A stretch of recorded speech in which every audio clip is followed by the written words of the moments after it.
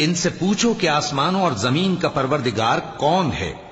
تم ہی کہہ دو کہ اللہ۔ ان سے کہو کہ کیا تم نے اللہ کو چھوڑ کر ایسے لوگوں کو کارساز بنایا ہے جو خود اپنے نفع و نقصان کا بھی اختیار نہیں رکھتے؟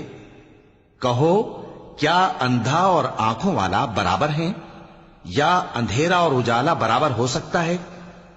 بھلا ان لوگوں نے جن کو اللہ کا شریک مقرر کیا ہے، کیا انہوں نے اللہ کسی مخلوقات پیدا کی ہے جس کے سبب ان کے لیے مخلوقات مشتبہ ہو گئی ہے؟ کہہ دو کہ اللہ ہی ہر چیز کا پیدا کرنے والا ہے، اور وہ یکتا ہے، بڑا زبردست ہے۔ اسی نے آسمان سے مے برسایا، پھر اس سے اپنے اپنے اندازے کے مطابق نالے بہ نکلے، پھر پانی پر پھولا ہوا جھاگ آ گیا، اور جس چیز کو زیور یا کوئی اور سامان بنانے کے لیے آگ میں تپاتے ہیں اس میں بھی ایسا ہی جھاگ ہوتا ہے۔ اس طرح اللہ حق و باطل کی مثال بیان فرماتا ہے۔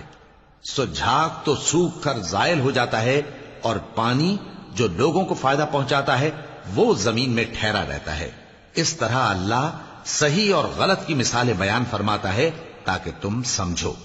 جن لوگوں نے اللہ کے حکم کو قبول کیا ان کی حالت بہت بہتر ہوگی، اور جنہوں نے اس کو قبول نہ کیا، اگر روئے زمین کے سب خزانے ان کے اختیار میں ہوں تو وہ سب کے سب اور ان کے ساتھ اتنے ہی اور نجات کے بدلے میں صرف کر ڈالیں، مگر نجات کہاں؟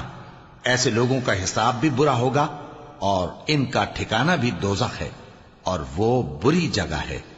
بھلا جو شخص یہ جانتا ہے کہ جو کچھ تمہارے پروردگار کی طرف سے تم پر نازل ہوا ہے حق ہے، وہ اس شخص کی طرح ہے جو اندھا ہے؟